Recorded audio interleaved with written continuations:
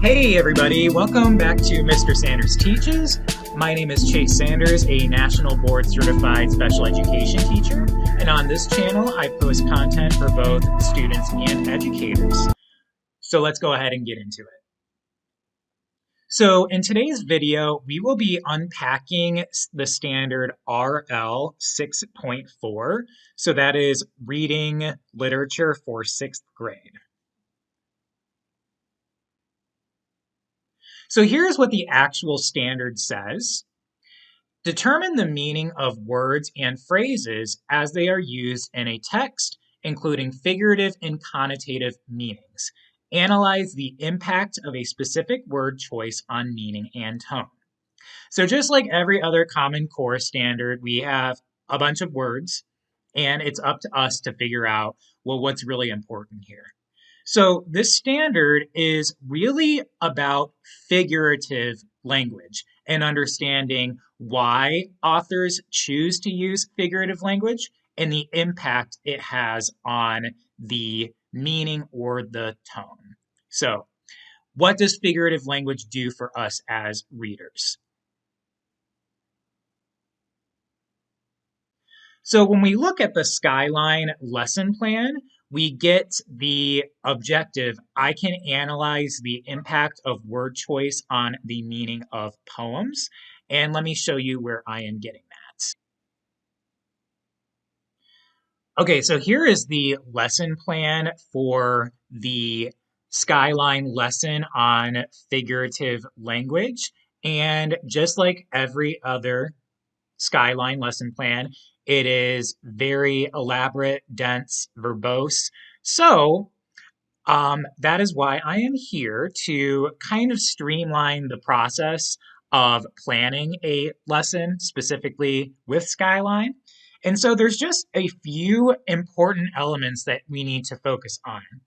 So one of those is the standard, of course, and that is RL 6.4. And then we need to find, well, what objective is tied to that standard. And that is, I can analyze the impact of word choice on the meaning of poems. So we have the objective and the standard. And so now we want to know, well, what text are we going to be working with? And we scroll down to the materials right here. And as you can see, we have Planet Middle School right here. That is going to be our mentor text for this lesson. So let's go ahead and get back to the presentation.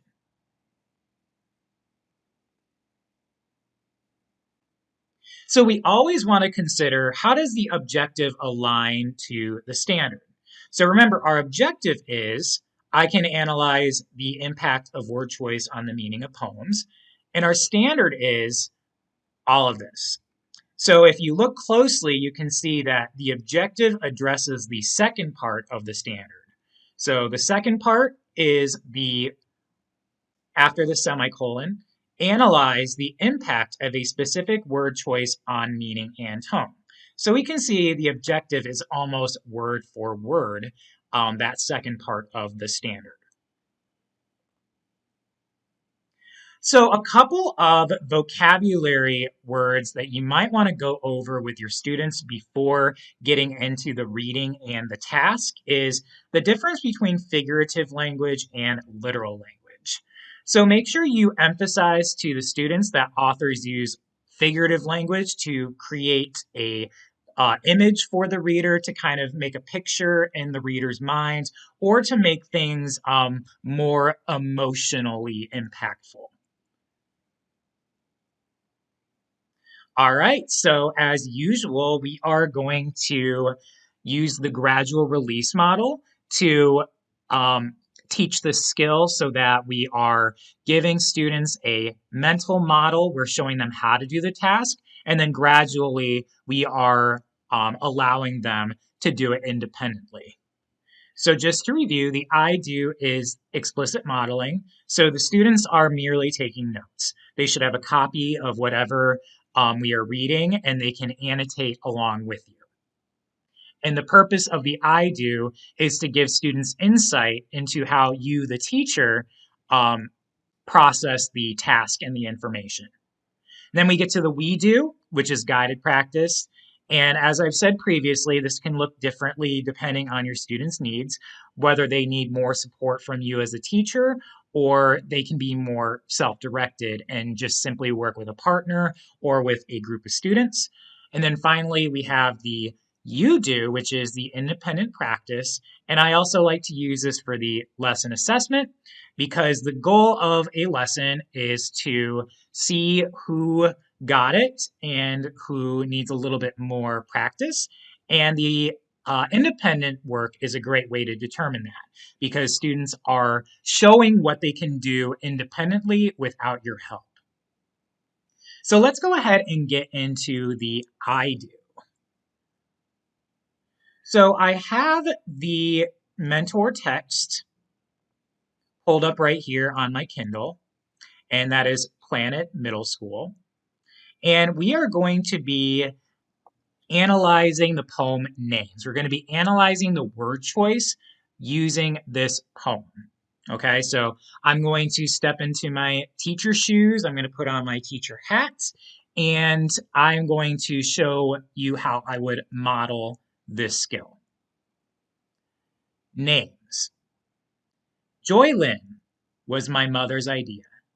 She says she swelled with joy.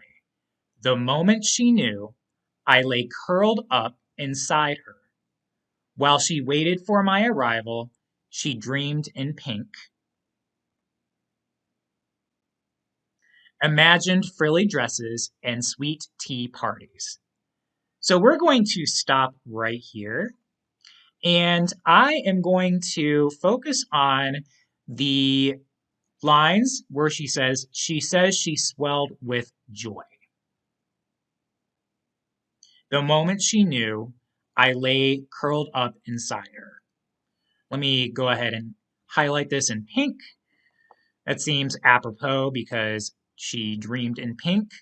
So I'm going to ask myself, why does the author choose to use, she says she swelled with joy? So I know that when something swells, it gets bigger. Like a balloon, if it swells, it's getting bigger. And her joy or her happiness is swelling or getting bigger like a balloon. Okay, so it's kind of giving that image of something swelling in my head. And then I see it says, the moment she knew, I lay curled up inside her. So she's talking about her mother when she was pregnant. And if you've ever seen a woman who is pregnant, maybe a family member who's pregnant, you know that their belly gets bigger or swells as they get closer to having the baby.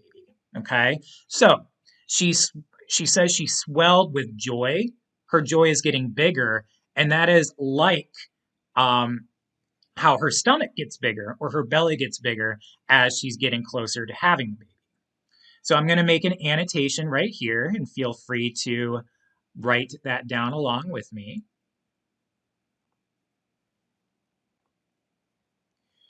The author uses the word swelled to show how her mother's happiness swells like a balloon or a pregnant woman's belly.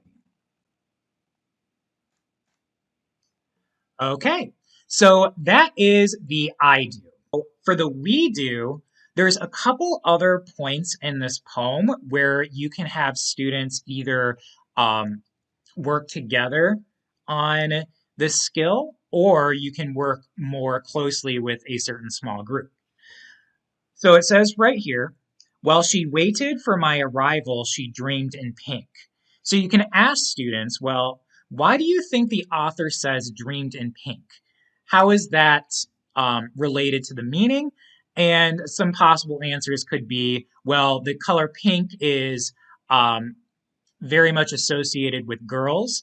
And so if she's dreaming in pink, she's dreaming of having a girl. So that's one possible answer.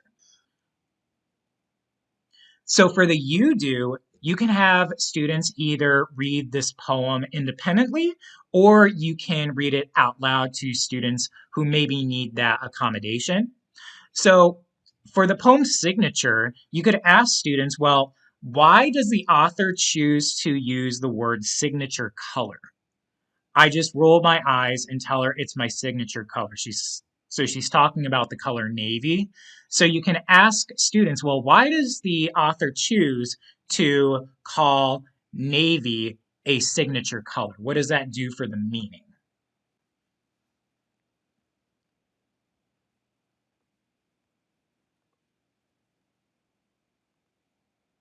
So here are some strategies that you can use for students with disabilities. So as I said earlier, you can read the poem out loud to students who are reading below grade level. You can pre-teach simple or common examples of figurative language. Just like I did before, I think the example was he ran fast versus he runs like the wind. So you can go over simple examples like that with students just so they get the idea that certain phrases are not to be taken literally. And then there are some guiding questions you can ask students to help them make connections with figurative language. So, for example, if you're asking students what dreaming in pink does for the poem's meaning, you can ask students, well, um, if you're about to have a baby and you're decorating with pink, what does that mean? Or what color are girls supposed to like? Okay. So that those kind of questions can help students make those connections. And then there are graphic organizers that you can use for students who benefit from having the task broken down visually. And there is one right here.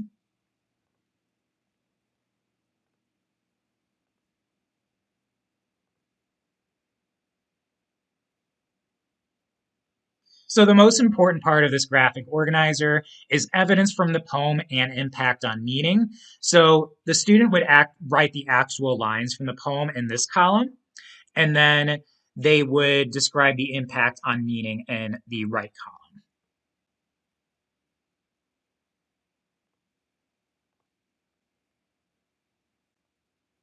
And then here's a rubric that I came up with. Very simple. 4 and 3 is either clearly explains or simply explains how the author's word choice impacts meaning. 2 and 1 is partially or does not. So 4 and 3 is the student got it. You can move on. 2 and 1 is that student needs a little bit more work, maybe some small group or one-on-one support. All right, everybody. Thank you so much for watching. I hope you learned something valuable from this presentation. I hope you have a wonderful day, and I will see you in the next one.